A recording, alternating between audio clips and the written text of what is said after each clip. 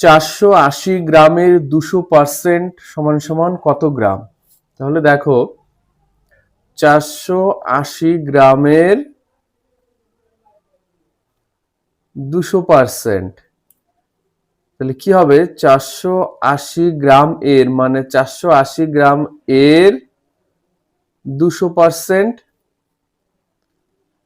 এবার এর মানে কি? 480 এর মানে গুণ, 200% মানে 200/100, তাহলে দুটা শূন্য কাটা, তাহলে 480 ইন্টু 2, এটা থাকলো, গুণ করলে কত? 0, 8 দুগুণে 16, 6 হাতে আছে 1, 4 দুগুণে 18 একে 9, তাহলে 960 গ্রাম। তাহলে 480 গ্রামের 200% মানে কত হবে? 960 গ্রাম।